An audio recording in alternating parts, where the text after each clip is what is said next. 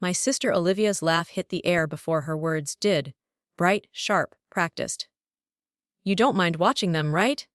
she said, already turning back to her wine like the answer had been decided weeks ago. The twins scrambled into my lap. One grabbed a fistful of my hair.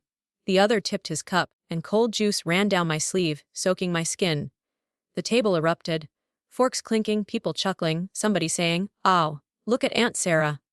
Like I was a prop. No one met my eyes. Not when I stood to grab a towel. Not when I dabbed at the stain that wasn't mine. Not when I sat back down with sticky cuffs and a face that stayed neutral, because I'd learned what happens when you don't stay neutral. That night, I didn't yell. I didn't cry. I opened my closet and started packing. They thought I'd show up for the family trip next week like I always did.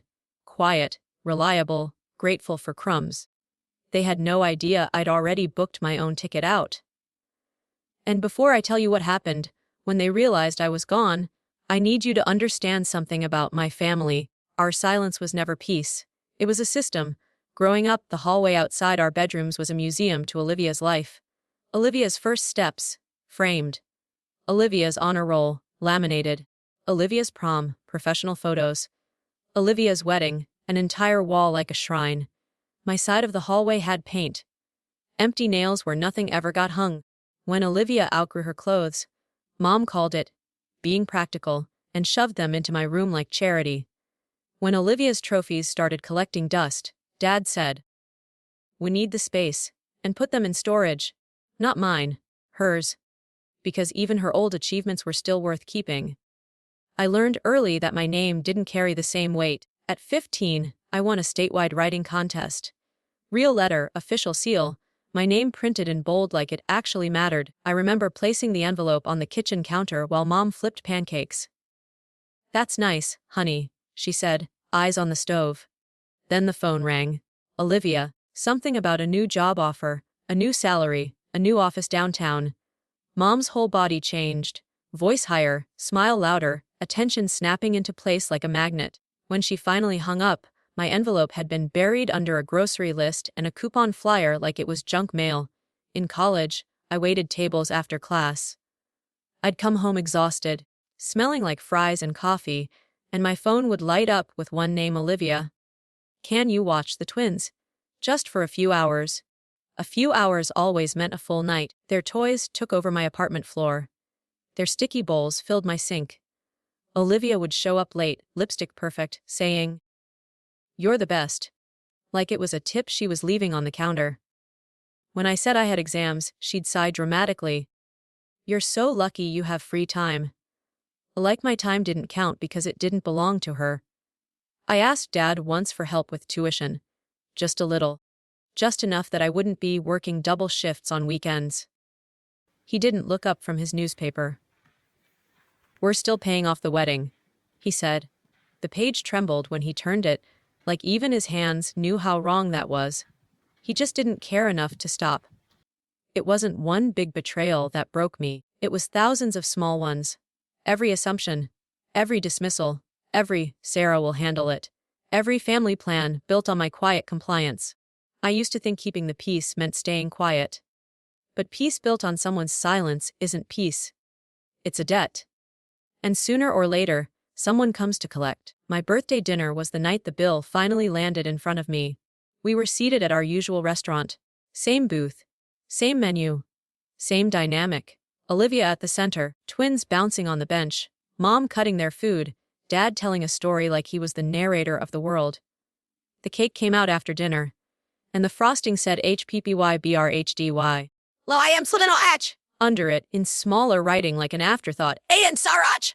My candles were shaped like cartoon animals. Mom beamed like she'd done something generous. We thought it'd be fun to celebrate everyone together. Everyone. Like my birthday was just another convenient surface for Olivia's life to sit on. The twins clapped. People laughed. Phones came out for pictures. Mostly of them. Then, when plates were cleared, Mom slid an envelope across the table. "We have a surprise," she said, voice sing-song. Dad sat up straighter, proud. "A family trip next week. All booked." Olivia's eyes lit up instantly, finally. "I need this." Mom leaned forward. And Sarah, you'll help with the boys so Liv can actually relax, duh. The room tilted. Not dramatically, not like a movie. Just enough that my brain went quiet, and I could hear tiny things. The hum of the refrigerator behind the bar, the scrape of a fork against porcelain, the faint buzz of someone's phone. Then I heard my own voice, steady and flat. I'm not going. Silence dropped like a heavy cloth. Olivia blinked. What do you mean you're not going? I mean exactly that. Mom's smile tightened. Don't make a scene, Sarah.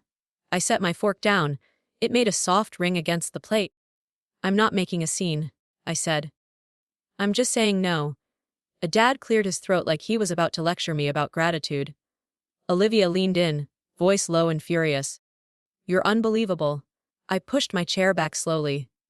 The legs dragged on the tile, loud enough that a couple tables glanced over.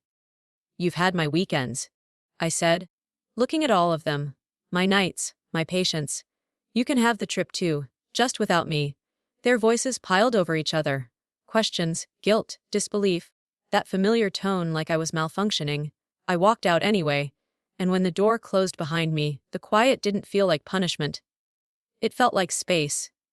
That night, I opened my laptop and searched flights. Not for their destination. For mine. The cursor blinked over the button that said Conif Arm, like it was asking if I was serious. My hands hovered, and for a second I felt the old programming kick in. The fear, the guilt, the reflex to fix everything. Then I clicked. Confirm. And something inside me unclenched. After that, the house sounded different. Mom's phone calls in the kitchen. Olivia laughing, Mom saying, Sarah will help. Like my name was a tool. Dad's TV too loud, like volume could replace intimacy. The washing machine thumping like a heartbeat I didn't belong to. I stopped answering calls. Not to be dramatic, just because I was done donating my life to people who called it love. On my lunch breaks at work, I printed confirmations. Flight, hotel, rental car. Folded them neatly, slid them into a clear sleeve in my folder. Numbers. Dates. Proof. There was something sacred about it. Like I was building a life that didn't require anyone's permission. A week before the trip, I bought a suitcase. Gray, hard shell, quiet wheels. The clerk asked, business or pleasure? I stared for a second, then said, neither. He laughed like it was a joke. It wasn't. At home, I laid it open on my bed and packed like I was packing for a new version of myself. White shirts, jeans, my notebook, my silver water bottle, the necklace I actually liked instead of the one Olivia once told me looked fine. Mom knocked on my door later. Remember to bring sunscreen, she said, already assuming I'd folded. I nodded once. Not because I agreed. Because I didn't owe her the truth anymore. Olivia texted the next day, can you pick up snacks for the twins? I stared at the message until my chest went tight, then I deleted the entire thread. No reply. In the mornings, I started waking up early and walking the block before sunrise. The air felt untouched, like the world belonged to no one yet. I practiced being a person who didn't explain herself. 2 nights before their flight, I stood in the hallway mirror, the one surrounded by Olivia's photos, and looked at my reflection. I looked calmer, older, like someone who'd spent years holding her breath and finally decided to inhale. I reached up and turned one frame face down on the console table. The soft thud sounded final. That night, I typed a message and saved it. I'm going on my own vacation. Enjoy yours. I didn't send it yet. I just needed to know it existed. The night before travel day, the house buzzed with excitement. Suitcases by the door. Mom calling out lists. The twins running back and forth in matching little hats. I sat in my room with earbuds in, pretending to watch something. My suitcase was already in my trunk. At midnight, I checked my flight again.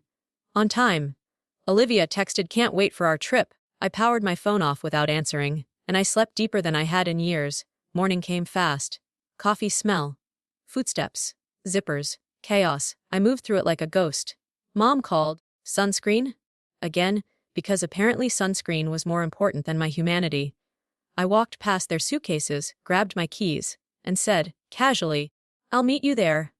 They smiled, distracted. They believed me because believing me was convenient. The drive to the airport was sunrise and highway signs.